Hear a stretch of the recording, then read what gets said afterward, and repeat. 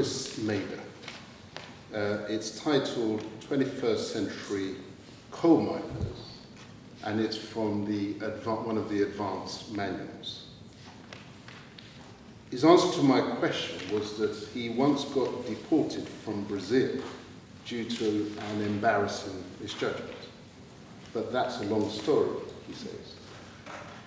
Can I say that I came out stronger and more stable from that experience? Are you just not looking forward to this speech? Chris Mader.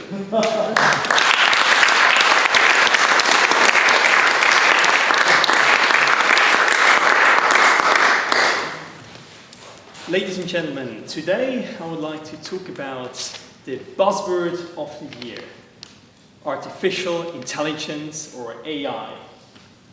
When I think about AI, two questions come to mind that I want to focus on today. Number one, how will artificial intelligence affect our lives? And what are the skills we need to prepare ourselves, or future-proof ourselves? But first of all, why am I so interested in this topic? Now, I invest in technology companies for a living, and whenever I say that, people feel a bit sorry for myself.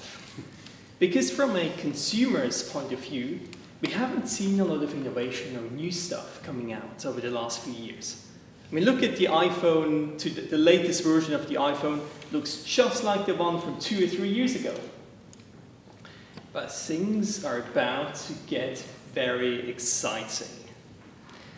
Today, an artificial network, which is designed to mimic our brain, has about the processing power of that accounts for about 1% of our human brains. But experts think that by 2030, so in 13 years from now, these artificial neural networks will have caught up with us and be as powerful as our human brains. So this means that over the next 10 years, we can expect to see some pretty exciting stuff coming out.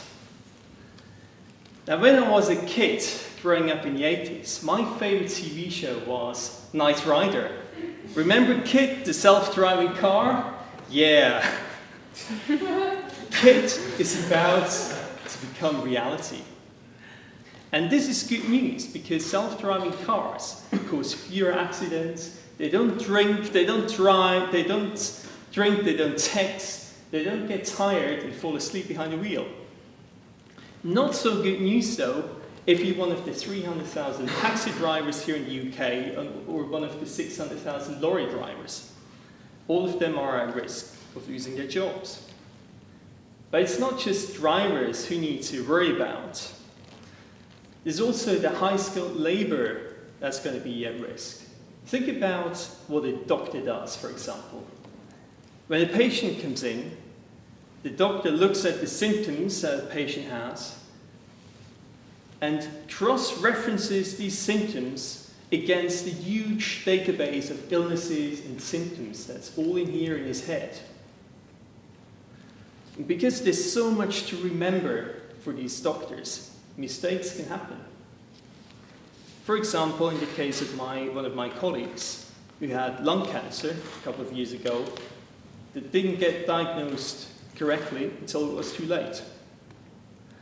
So there are companies right now that are working on developing AI doctors that one day will be more accurate at predicting illnesses or diagnosing illnesses than we humans. So it's safe to say that the world will be a different place in 10 years from now. But most importantly, what are the skills that we need to develop to future-proof ourselves and make sure we're not going to be replaced by machines? Now, from what I can see, there's two options. The one thing that AI can't do is being creative. So I went to see a play last week, Don Juan. Brilliant play, by the way, highly recommend it.